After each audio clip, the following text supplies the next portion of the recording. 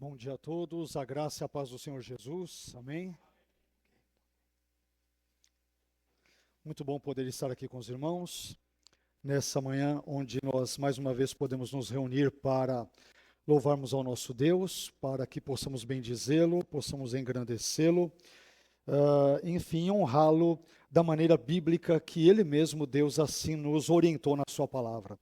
Eu quero pedir aos irmãos nessa manhã que, por favor, abram as suas Bíblias no Evangelho de Lucas, capítulo de número 2, e versículos 25 a 32. Lucas, capítulo 2, versículos 25 a 32. Hoje nós vamos ver algumas expressões, algumas descrições usadas tanto por Lucas como também por Simeão, para que nós entendamos a maneira como Jesus é descrito a partir de espécies de títulos ou expressões que são conferidas ao Senhor Jesus, e a partir disso é que nós vamos ver aquilo que Deus tem a nos dizer nessa manhã. Lucas capítulo 2, versículos 25 a 32 diz o seguinte: Havia em Jerusalém um homem chamado Simeão, que era justo e piedoso. Ele esperava a consolação de Israel, e o Espírito Santo estava sobre ele. Fora-lhe revelado pelo Espírito Santo que ele não morreria antes de ver o Cristo do Senhor. Movido pelo Espírito, foi ao templo. Quando os pais trouxeram o menino Jesus para cumprir o que requeria o costume da lei, Simeão o tomou nos braços e louvou a Deus, dizendo: Ó soberano, como prometeste, agora podes despedir em paz o teu servo, pois os meus olhos já viram a tua salvação, que preparaste à vista de todos os povos, luz para a revelação aos gentios e para a glória de Israel, teu povo. Somente até aqui. Amém? Vamos orar ao Senhor, vamos pedir ao Senhor que fale conosco, que nos acalme, que nos console, que nos abençoe, que nos abrace com a sua misericórdia, a sua graça, o seu amor, que Ele esteja agindo em nossa vida e também por meio dela, que nós sejamos de uma forma geral, de uma forma como um todo, abençoados por Deus nessa manhã. Amém, meus irmãos? Que Deus use a palavra dele para falar as nossas necessidades e também, sobretudo nesta manhã, nesse culto particular de ceia, para que nós possamos aprender mais sobre o nosso Senhor e Salvador Jesus Cristo. Eu creio que esse é o principal propósito de todo e qualquer verdadeiro cristão, crescer mais na graça e conhecimento do Senhor Jesus Cristo. E por meio desse texto eu espero e oro a Deus para que Deus nos ajude para que isso possa acontecer, por exemplo, nessa manhã. Vamos orar? Senhor, nós agradecemos a Ti por Tua bondade, por Tua misericórdia, por Sua graça, por Seu amor. Mais uma vez suplicamos a Tua bondade, que o Senhor nos abençoe. Aproveitamos também nesse momento para novamente suplicar a sua bênção sobre a vida do Gustavo. Cuide dele, dando-lhe saúde física, mental, emocional. Cuide dele, Senhor. Cuide também do seu pai, da sua mãe, do seu irmão, de toda a sua família, a qual nós amamos e a colocamos nas tuas mãos, suplicando a sua bênção, a sua cura, a sua direção em todas as coisas. Abençoe-nos também nesse momento, nós que aqui estamos reunidos em torno do nome do seu Filho Jesus. Senhor, que o Senhor nos ensine, que o Senhor nos instrua, que o Senhor nos direcione em todas aquelas coisas e, sobretudo, a partir do texto ora lido, ensine o nosso coração, ensine-nos, instrua-nos para que possamos compreender a sua palavra e, portanto, possamos amar ao Senhor que se nos auto-revelou por meio dela da melhor maneira possível. Eis, Senhor, aqui a sua igreja, pelo menos uma fração dela, uma parcela dela, uma parte dela aqui, mas eu te peço, fale com a sua igreja, ela é sua, Senhor, nós somos teus, nós não pertencemos a nós mesmos, pertencemos a ti. E é por isso que nós te pedimos que o Senhor fale conosco, que o Senhor sempre nos direcione em tudo, para que o seu nome e tão somente o teu nome seja glorificado hoje e sempre. E assim que nós oramos, em nome de Jesus. Amém. Deus abençoe, meu irmão, por favor, pode assentar-se.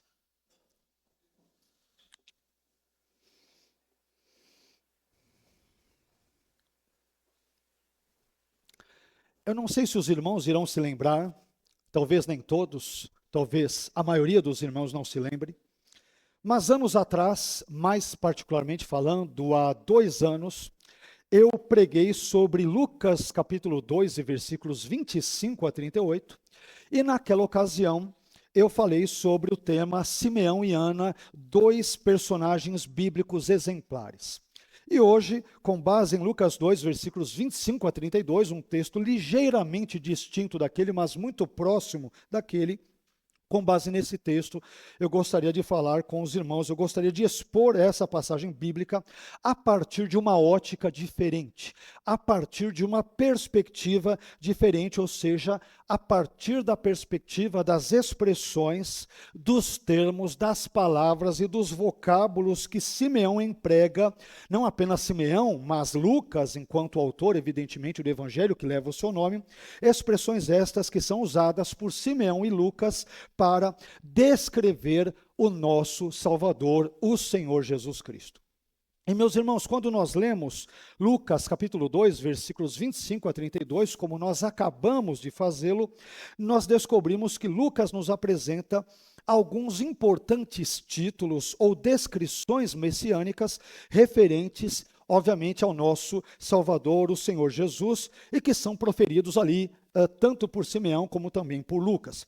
E quando nós estudamos cada uma dessas expressões, cada uma dessas descrições, nós percebemos que elas irão destacar vários aspectos particulares que têm, por sua vez, relação tanto com a identidade, como também com a obra ou obras do Senhor Jesus, obras estas que ele realizou na terra durante o seu assim denominado ministério público, que durou aproximadamente entre 3 ou 3 anos e meio, conforme boa parte dos estudiosos compreende.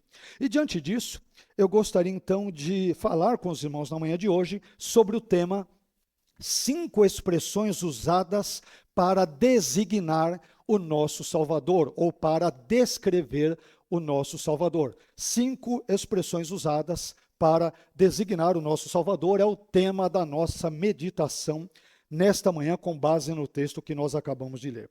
Indo diretamente, então, ao que nos interessa, ao ponto que nos interessa nessa manhã, nesse momento, vamos ver, então, quais são essas 5 expressões que são usadas para descrever o nosso Salvador, a partir do texto do Evangelho de Lucas que nós acabamos de ler e que vamos reler também as suas partes, aquelas que são importantes para a nossa mensagem ao longo dessa exposição bíblica.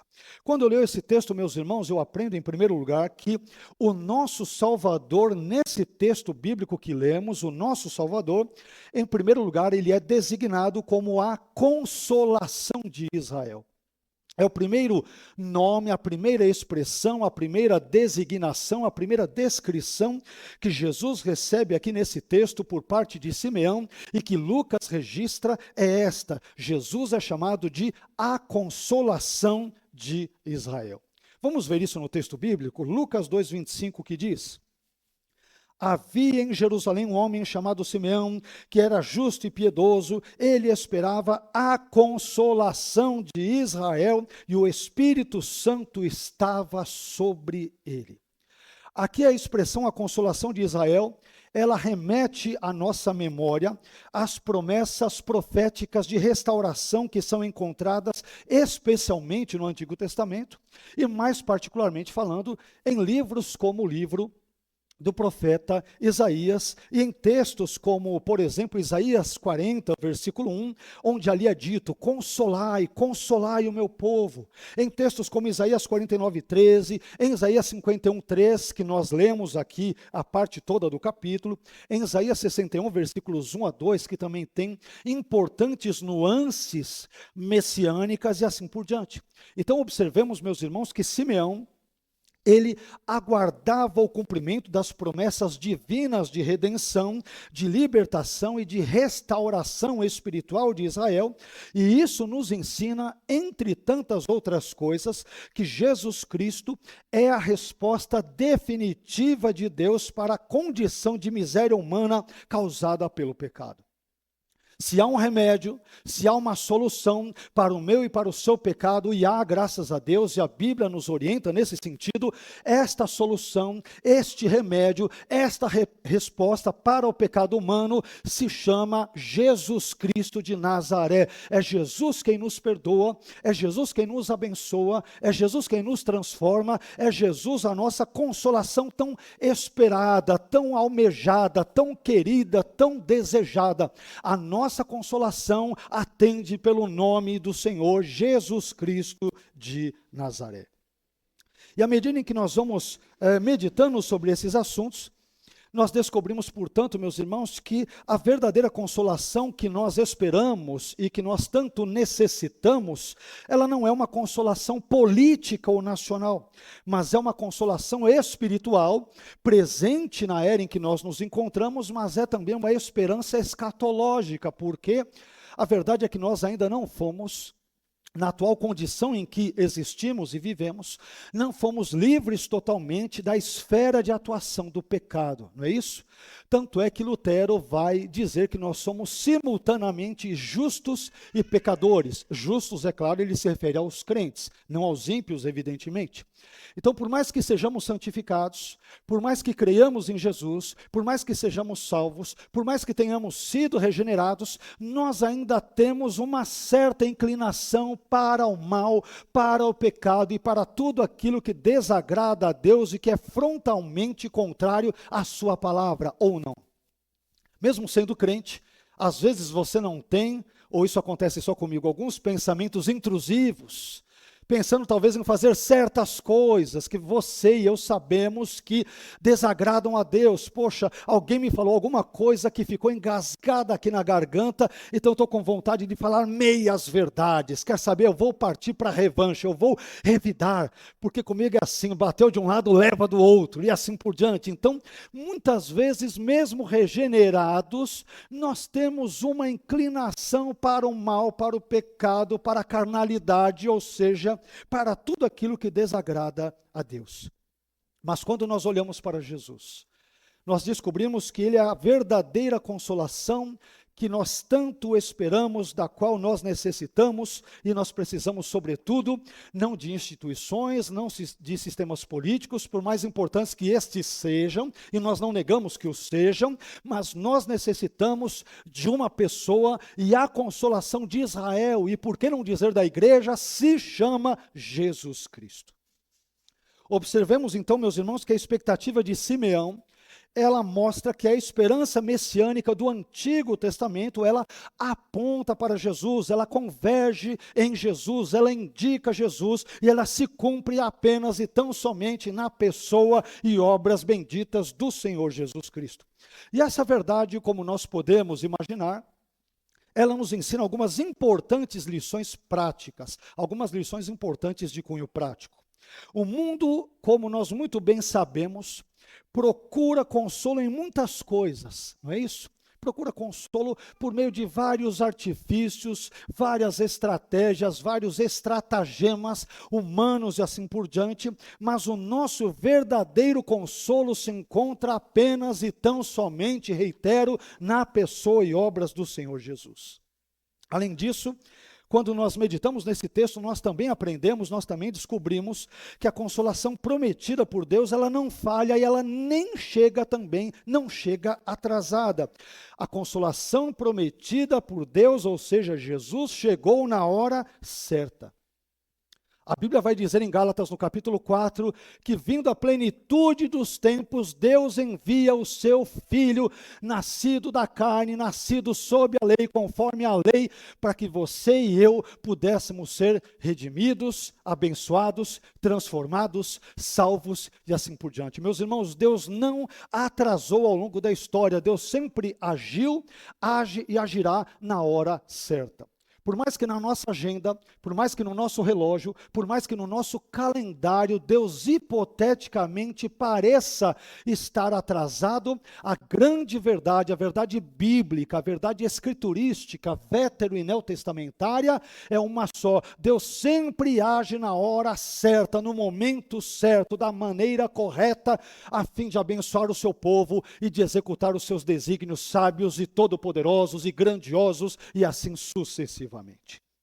Portanto, aquele que pela graça de Deus encontra Jesus, essa pessoa encontra a verdadeira consolação, o verdadeiro conforto e a verdadeira esperança para a sua vida, para a sua alma, por que não dizer para o seu casamento, para a sua família, para as suas aspirações, e para tudo isso, assim como Simeão, nós devemos esperar e confiar na consolação de Israel, que é também a consolação da igreja, que é o Senhor Jesus Cristo. Amém, meus irmãos?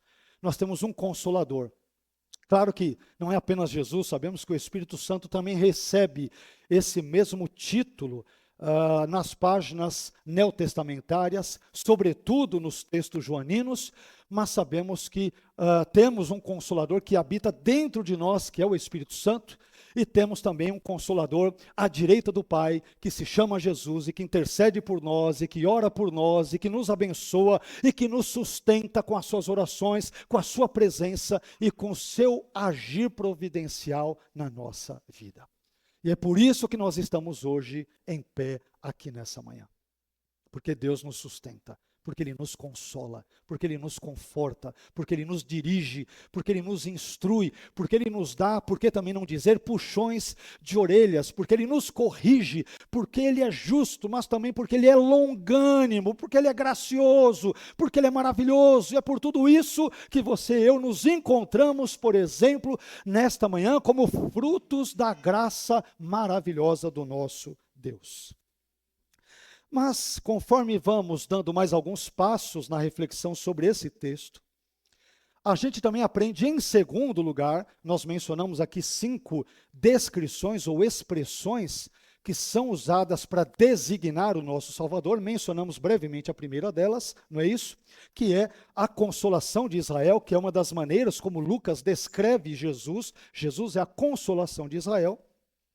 Mas conforme nós andamos um pouco mais, nós também descobrimos, em segundo lugar, que o nosso Salvador é designado como o Cristo do Senhor. O Cristo do Senhor. Onde nós encontramos isso? Em Lucas capítulo 2, versículo 26, que diz: fora-lhe revelado, ou seja, fora revelado a Simeão, fora-lhe revelado pelo Espírito Santo, que ele não morreria antes de ver o Cristo do Senhor. Veja que coisa interessante. Aqui a palavra Cristo, meus irmãos, ela vem do grego Christos, que por sua vez tem origem no hebraico Mashiach, e que significa ungido. Aliás, é por isso que Jesus é chamado de Messias, ou de ungido, ou na versão grega aqui do Novo Testamento, nesse contexto grego do Novo Testamento, ele é chamado de Cristo. E a palavra ungido, em termos gerais, nós podemos definir brevemente esse termo, ungido, como significando alguém que foi consagrado e separado por Deus para uma missão especial, para uma incumbência especial ou particular. A propósito, quando nós lemos o Antigo Testamento, nós descobrimos que no Antigo Testamento existiam 3 classes, 3 grupos ou 3 categorias de indivíduos que eram ungidos para realizar determinadas missões, determinadas incumbências. E esses indivíduos, meus irmãos, eram os reis, os sacerdotes e os profetas, os quais eram ungidos com óleo. Nem todos os profetas, na verdade, mas sobretudo reis e sacerdotes, mas os profetas muitas vezes também, eles eram ungidos ali com óleo, como sinal dessa consagração e dessa separação, digamos que especial, para a obra de Deus, para o propósito de Deus, pelo qual Deus os chamara, os incumbira e os vocacionara. No caso de Jesus, ele foi chamado de o ungido, porque ele foi escolhido e enviado por Deus, pelo Pai, para cumprir a missão de Salvador, ou seja, para salvar a humanidade dos seus pecados, o que mais uma vez envolve a minha vida e a sua vida. Então, perceba que coisa interessante, você e eu, desde a eternidade passada, nós estávamos nos planos salvíficos de Deus. Deus, onisciente que é, presciente que é, e portanto conhecedor de todas as coisas, de absolutamente todas elas, ele previu que o homem, ao fazer mau uso da sua liberdade, cairia em pecado, e portanto, ao prever isso, ele provisionou um remédio ou uma solução ou uma resposta para o pecado, e resposta essa, repito, é importante frisar, que se chama Jesus Cristo de Nazaré.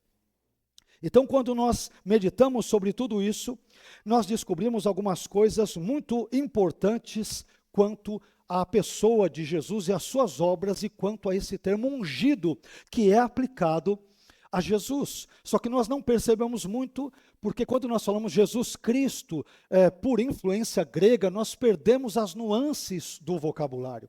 Porque Cristo vem de Christos, Christos, que é grego, que vem do hebraico Mashiach, que significa ungido, ou seja, aquele que foi untado com óleo, com o propósito de ser designado para uma ou mais determinadas incumbências ou tarefas.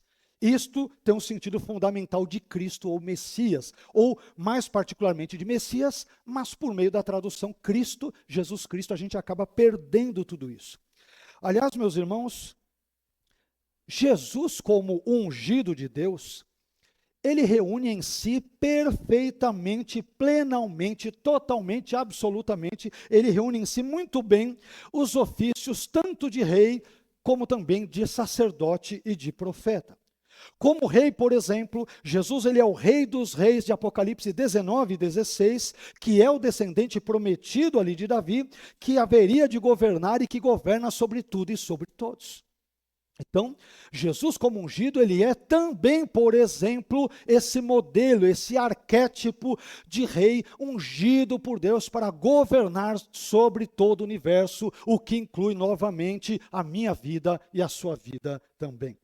Já como sacerdote, Jesus ele é o único mediador, ele é o único intermediário, ele é a única ponte entre o Pai, Deus Pai e os homens, e é aquele que vive intercedendo continuamente por nós. Nós cristãos não aceitamos outros intermediários, outros medianeiros, outras pontes entre nós e Deus. É por isso que, por exemplo, não somos católicos. Nós entendemos que não dependemos de um padre, ou do papa, ou de um arcebispo, ou de um bispo, ou de um coroinha, ou de Maria, e de absolutamente ninguém, de nenhum tipo de santo, seja ele vivo nos dias de hoje, tenha ele falecido. Nós dependemos do Senhor Jesus Cristo, porque há um único mediador entre Deus e os homens, Jesus Cristo, homem, nos diz o apóstolo Paulo.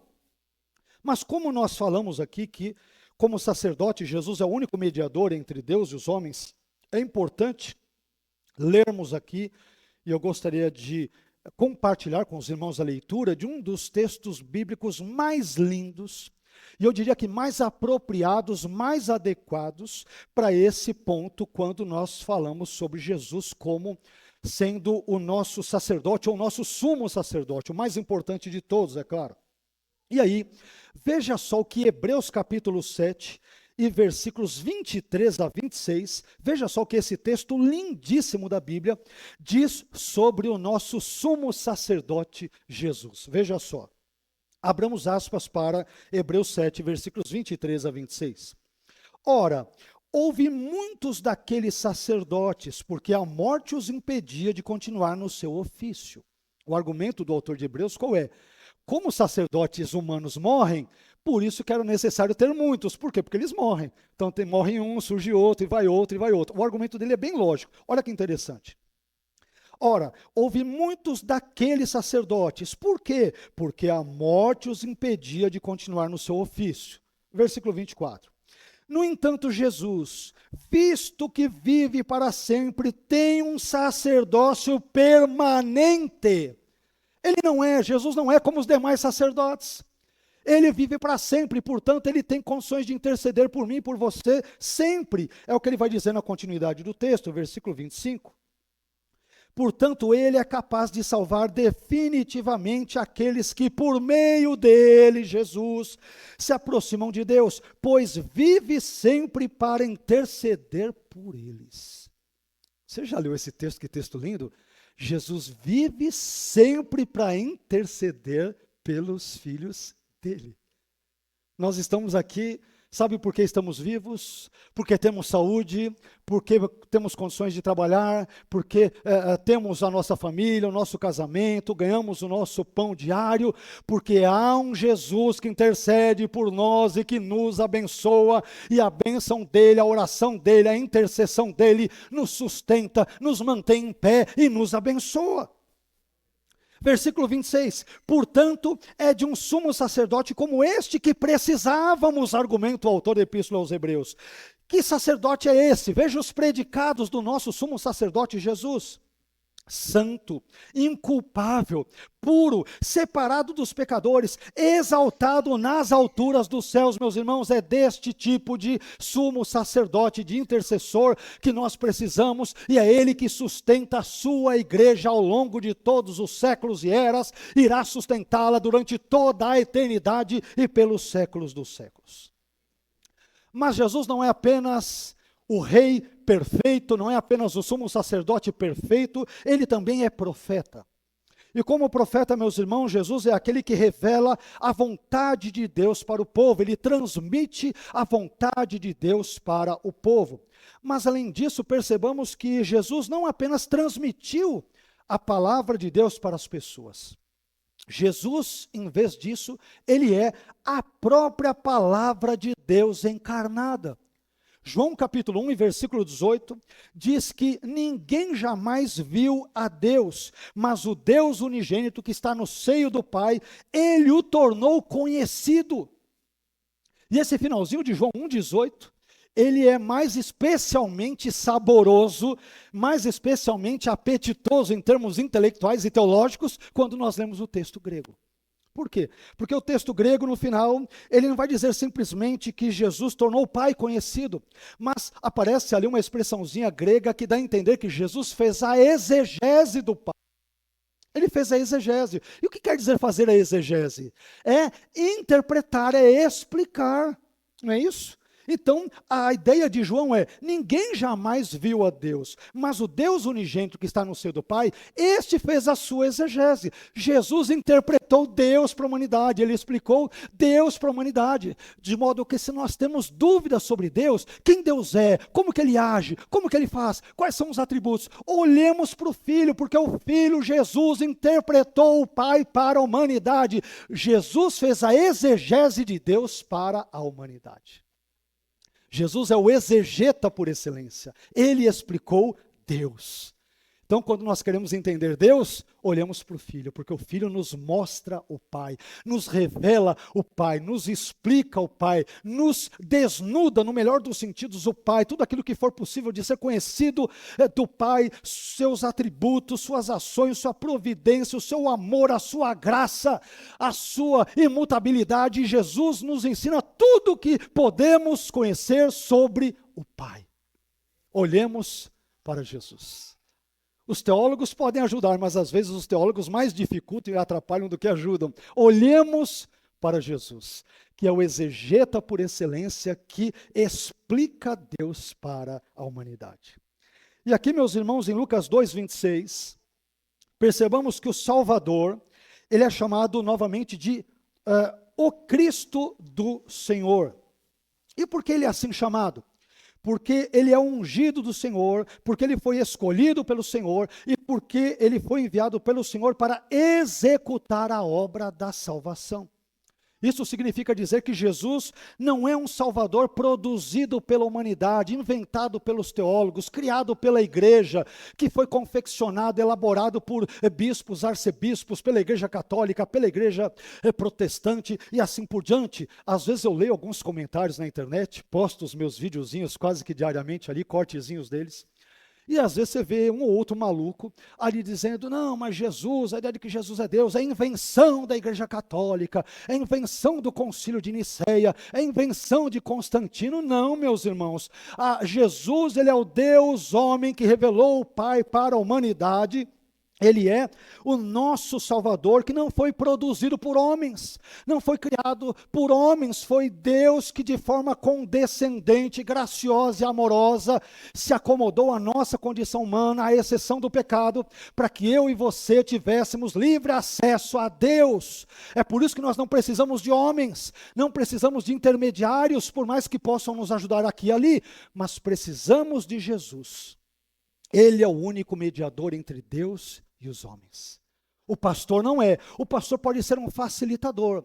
O teólogo pode e deve ser um facilitador. Um presbítero, o diácono, os obreiros, os irmãos mais experientes, com mais tempo de caminhada cristã, podem e devem ajudar a igreja, mas o verdadeiro mediador é um só, é o Senhor Jesus Cristo. É o Senhor Jesus Cristo. Amém? De modo que o mesmo Deus que ouve a oração do pastor ou pastores, é o mesmo Deus que ouve a oração de qualquer irmão. O pastor não é em nada absolutamente superior ou melhor, ou pastor, ou presbítero, ou bispo, dê o nome que quiser, o título que quiser, a nomenclatura que quiser, sendo ela bíblica ou algumas não. A questão é que o mediador entre Deus e os homens é Jesus. É apenas Jesus. E esse ponto tem que ficar aqui muito claro para a nossa reflexão nessa manhã.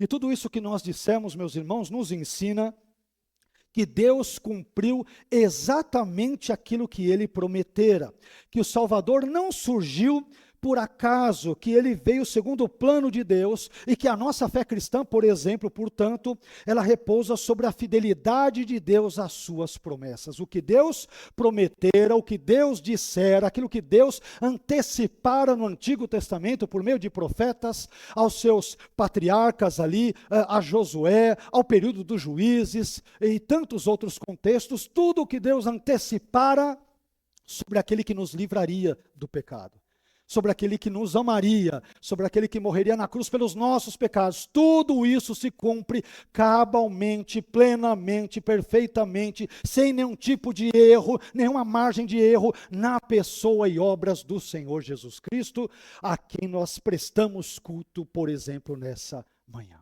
Amém? Mas indo um pouco mais ainda adiante, eu também aprendo, esse talvez seja o item mais óbvio dessa reflexão, mas aquilo que é óbvio deve ser dito, deve ser explicado, deve ser exposto, sobretudo na época em que nós vivemos, época difícil, com tempos difíceis, com situações difíceis. Mas eu aprendo em terceiro lugar, que o nosso Salvador, ele também é designado como Jesus. Como Jesus. O que é que diz Lucas 2,27? Prestemos atenção ao texto. Movido pelo Espírito Santo, foi ao templo. Quem foi ao templo? Simeão. Quando os pais trouxeram o menino Jesus para cumprir o que requeria o costume da lei. Então, outra maneira com a qual o nosso Salvador é descrito aqui é por meio do seu nome mais conhecido de todos, embora Jesus seja chamado de Emanuel, com outros títulos, vamos dizer, mas Jesus é o mais, evidentemente, mais importante, mais conhecido nas Escrituras de forma geral. Meus irmãos, o nome Jesus, que no texto grego é Jesus, ele deriva do nome hebraico Yehoshua ou Yeshua. Yehoshua é a forma mais plena e Yeshua é a forma mais abreviada. É como se você imaginasse, grosso modo, José e Zé.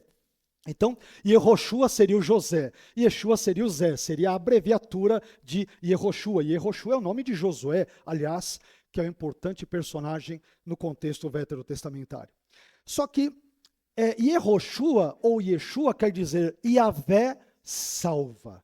Yahvé, Deus, o nome do Deus de Israel, o tetragrama, que aparece só 6.823 vezes na Bíblia hebraica. Então, o texto está dizendo que Yahvé salva. O nome de Jesus já traz uma promessa daquilo que Deus vai fazer com os pecadores penitentes e arrependidos. Ele vai salvá-los. Olha que coisa maravilhosa. Ele vai salvá-los. Só que o verbo a partir do qual o nome de Jesus é derivado aqui, que é o verbo yachá, de onde vem Yeshua. A maioria dos substantivos em hebraico ou nomes próprios são oriundos de verbos, então Yeshua vem de yachá. O que quer dizer o verbo yachá em hebraico? Não quer dizer só salvar, quer dizer curar, libertar, salvar. São os sentidos fundamentais. E por que isso é importante? Por que é importante dizer essas coisas? Meus irmãos, esses significados por trás do nome de Jesus são muito importantes porque eles apontam para um resumo do que seria a vida e obras, o que seria e o que foi o ministério terreno de Jesus. Uma vez que quando Jesus esteve em nosso meio, o que ele fez? Curou pessoas, ou não? Exorcismos, eram curas. O que Jesus fez? Libertou pessoas. E a cereja do bolo, Jesus salvou pessoas. Pois bem, esse ministério de cura, de libertação e de salvação estão implícitos no nome dele, cuja raiz verbal hebraica transmite o sentido de curar, libertar e salvar. Então, quando nós olhamos ou mencionamos o nome de Jesus, nós devemos ou deveríamos saber que o nome de Jesus resume tudo aquilo que ele faria e fez e continuará a fazer em nosso meio. Nós servimos a um Jesus que nos cura, que nos liberta e que nos salva. E que nos levará para morar com ele, com Deus Trino, Pai, Filho e Espírito Santo, por toda a eternidade e pelos séculos dos séculos. Tudo isso a gente pode já depreender e desenvolver a partir desse pequeno, mas grandioso nome, pequeno no tamanho, que é o nome de Jesus, que é o nome sobre todo o nome, absolutamente todo o nome. Aliás, o significado do nome de Jesus, ele já havia sido explicitado e explicado até pelo próprio anjo, não é isso? Em Mateus capítulo 1, versículo 21, quando o anjo ele diz o seguinte para José a respeito de Maria. O anjo diz, e ela, ou seja, Maria, dará à luz um filho, e lhe porás o nome de Jesus, porque ele salvará o seu povo dos seus pecados. Olha lá, é o significado do nome de Jesus, um deles que envolve a ideia de salvação, presentes nesse contexto. Desse modo, meus irmãos, o nome de Jesus nos revela qual seria a sua missão. Jesus não veio a esse mundo como um mestre moral, como um reformador social, como um líder político ou alguma coisa do gênero, mas ele veio a este mundo como Salvador, para nos salvar. Portanto, a identidade de Jesus e a obra de Jesus, elas são inseparáveis. Jesus veio para nos salvar, para nos transformar, para nos regenerar, para que nós pudéssemos ser abençoados por Ele, somente por Ele, através da pessoa e obras dEle, através da mediação dEle, de forma geral. Em suma, essas informações que nós mencionamos nos revelam que o Evangelho é centrado em uma pessoa, que a salvação não está em princípios abstratos, mas em Jesus, e que o nome de Jesus ele continua e sempre continuará a resumir a sua missão, que é salvar os pecadores dos seus pecados. Meus irmãos, o centro das Escrituras não é o pastor, pelo menos não o pastor terreno, é o sumo pastor, que é Jesus. O centro das Escrituras não é o sacerdote humano, não é Arão, não são seus familiares, os seus descendentes, o centro é o nosso sumo sacerdote que se chama Jesus. Nós dependemos de Jesus. É Jesus aquele que nos abençoa.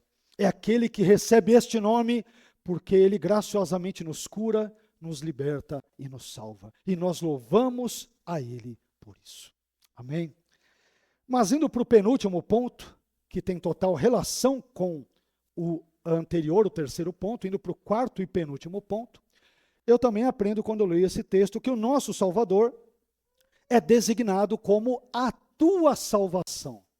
A tua salvação, ou seja, Jesus é a salvação que vem de Deus. Tua no sentido de que vem de Deus, provém de Deus. Deus é a fonte da nossa salvação. Veja o que diz Lucas 2,30. Simeão vai dizer o seguinte, pois os meus olhos já viram a tua salvação. E o versículo 31, que preparaste à vista de todos os povos. A tua salvação.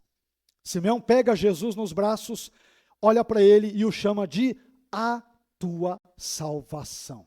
Esse menino que eu seguro nos meus braços é a salvação de Deus, que Deus provisionou, que Ele preparou, que Ele designou, que Ele entregou de forma amorosa, generosa, graciosa, para que nós, pecadores, pudéssemos ser abençoados. A salvação, meus irmãos, aqui, observemos, ela é apresentada de forma muito pessoal e concreta.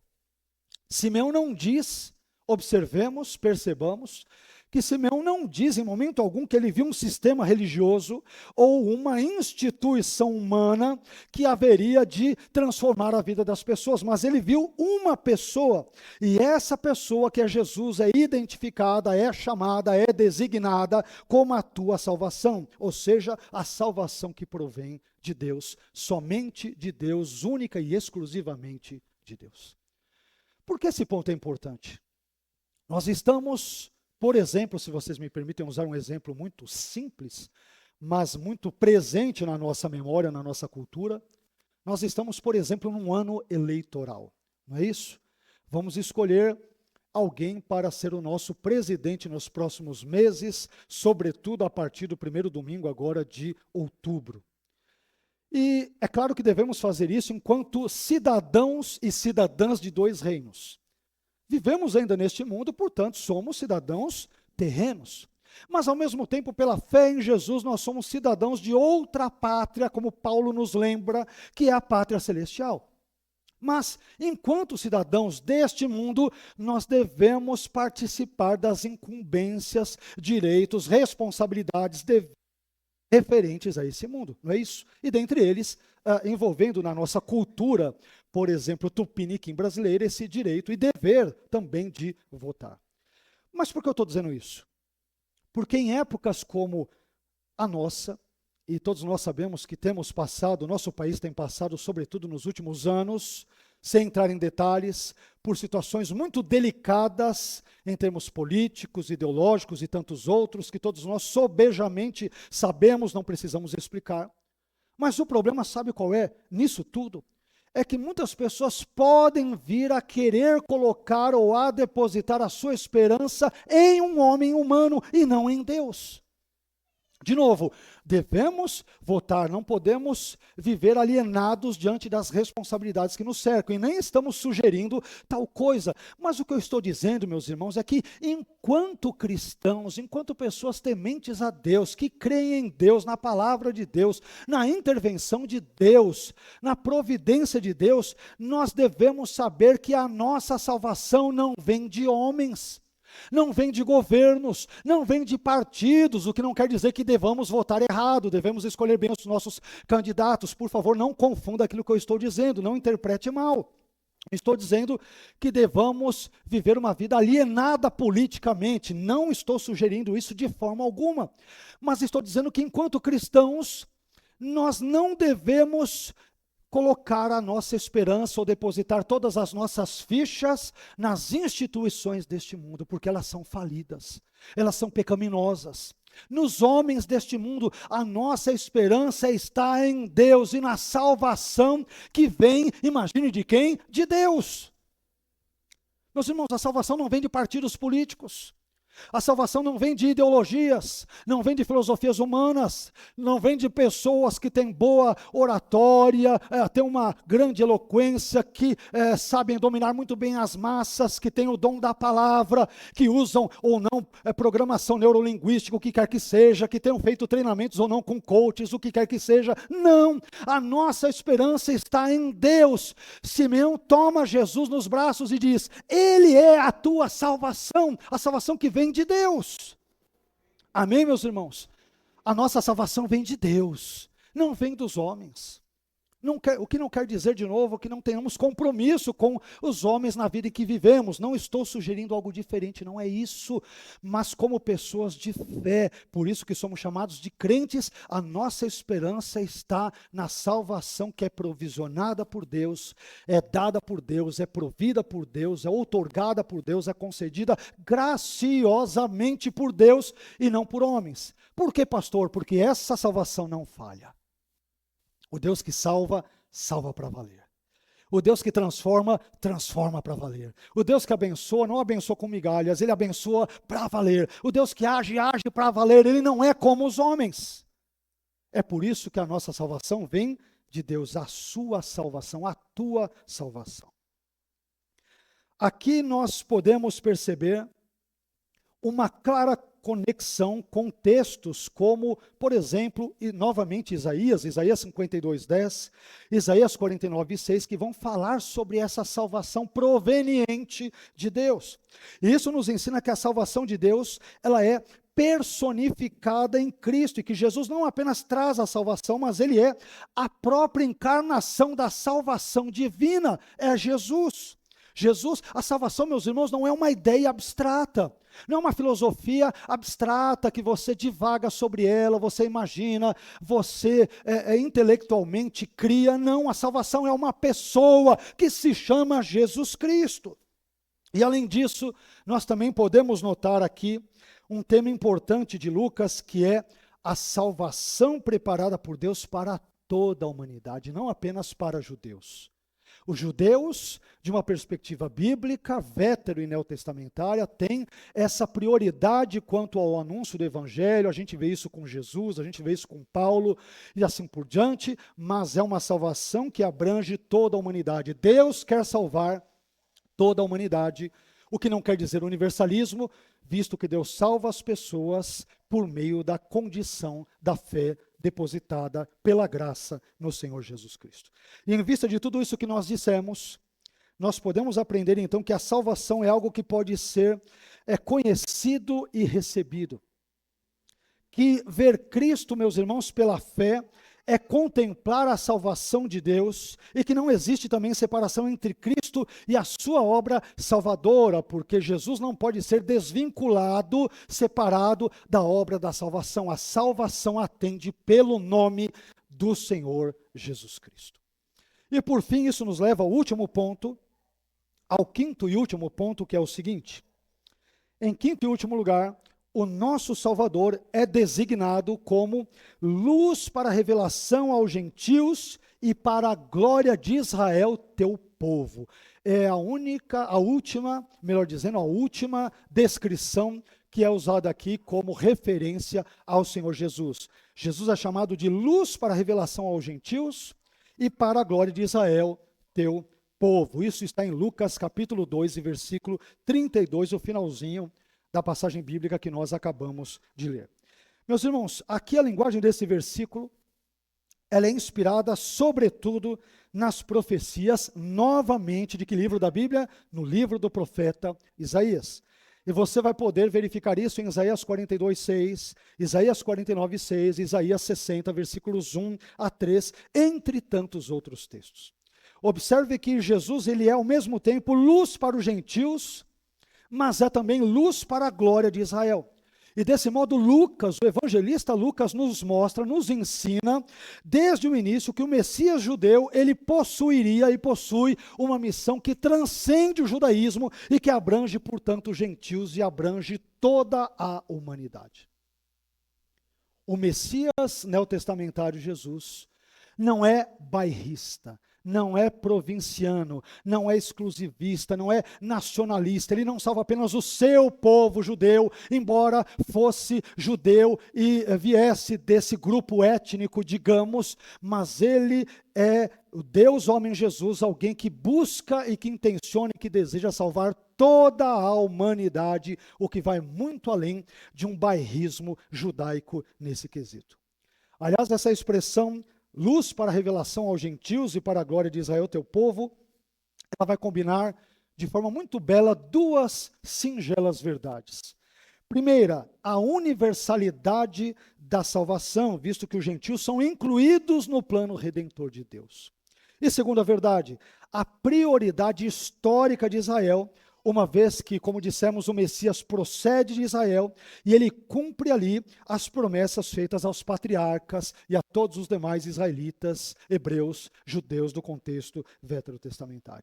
Sendo assim, Jesus ele é tanto o cumprimento das promessas feitas a Israel, como é também a esperança de todas as nações. E diante de tudo aquilo que nós dissemos, caminhando aqui para o final, nós aprendemos que o evangelho, meus irmãos, ele rompe, ele simplesmente quebra todas as barreiras étnicas e culturais que existam.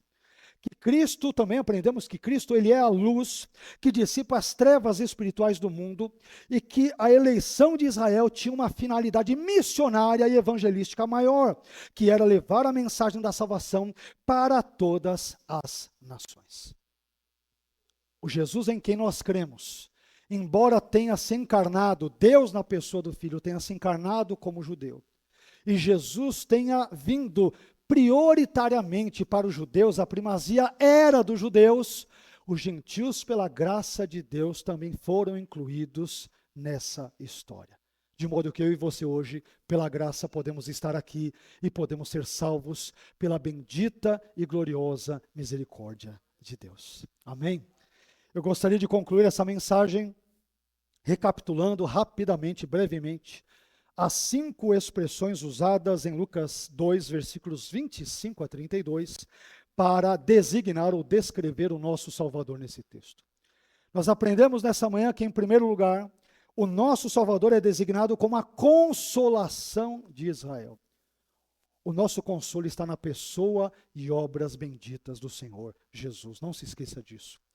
Em segundo lugar, nós também vimos que o nosso Salvador é designado como o Cristo do Senhor, aquele a quem Deus ungiu, sobretudo com o propósito de ir até a cruz e morrer pelos meus e pelos teus pecados. Mas em terceiro lugar, também aprendemos que o nosso Salvador é designado como Jesus e que o nome de Jesus e a raiz de onde ele vem tem a ver com a ideia ou ideias de curar, de libertar e de salvar. E é o que Jesus continua a fazer nos dias de hoje. Em quarto lugar, nós também descobrimos que o nosso Salvador, ele é designado como a tua salvação. A salvação que os seres humanos precisam não vem de homens, de governos, de políticos ou de instituições humanas caídas, mas a nossa salvação vem de Deus e ela já veio há cerca de 2000 anos e se chama Jesus Cristo.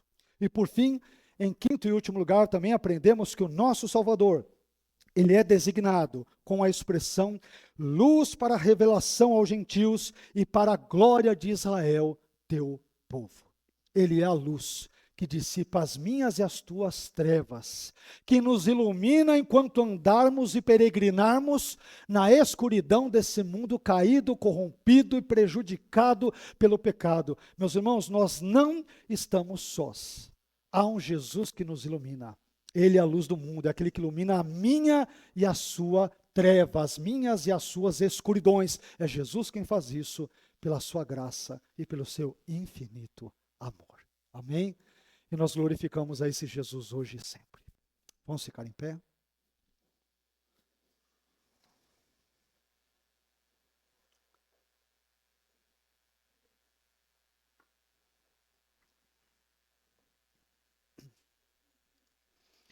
Na mensagem desta manhã, nós percebemos que o foco, o centro dessa mensagem foi Jesus. Amém? Títulos ou descrições ou designações que apontam para a pessoa e obras de Jesus. Lucas, nesse trecho bíblico, ele é absolutamente cristocêntrico. Meus irmãos, o centro da vida cristã, veja só, vida cristã, olha a dica no nome, cristã, gravita em torno da pessoa e obras de Jesus Cristo. Nunca se esqueça disso. Então, o nome, o apelido que recebemos de cristãos, diz respeito à vida central do Cristo, em quem nós cremos, em quem nós acreditamos, e cuja segunda vinda nós também almejamos esperançosamente. Tudo gravita em torno de Jesus. Não é em torno da igreja em si, embora a igreja tenha a sua parcela de importância, não é de jeito nenhum em torno do pastor, em torno dos líderes da igreja ou de quaisquer outras pessoas, e assim por diante. A vida cristã gravita em torno do Senhor Jesus Cristo. Não há vida cristã sem Cristo. Sem Cristo pode haver um ajuntamento social, uma aglomeração, pode haver um entretenimento, pode haver um lazer, pode haver um clubismo, qualquer coisa. Mas com Jesus é que há a verdadeira vida cristã, e somente com Jesus. Amém? Vamos orar? Senhor, nós queremos louvar e bendizer o seu nome, queremos te bendizer por tudo aquilo que o Senhor nos ensinou nesta manhã, Senhor. Muito obrigado pelos aprendizados tão importantes nesse texto, onde, por meio do teu servo Simeão, no passado, e também por aquilo que o teu servo Lucas registrou no evangelho que leva o nome dele, nós pudemos aprender algumas descrições importantes sobre o seu filho Jesus. Nós aprendemos que Jesus é a consolação de Israel, e por que não dizer também da igreja? Ele é o Cristo do Senhor, Ele é Jesus, Ele é a tua salvação, e Ele também é a luz para a revelação aos gentios e para a glória de Israel, o teu povo. Ah, Senhor, que verdades tão maravilhosas, tão impactantes, tão confortadoras, tão revigorantes, que pudemos aprender nesta manhã na sua palavra. Obrigado, porque por meio desta exposição, nós cumprimos aquilo que o teu servo Pedro ensinou-nos há quase 2000 anos.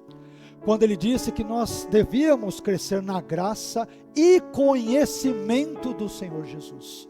Obrigado, Senhor, porque crescemos um pouco mais nessas duas coisas hoje.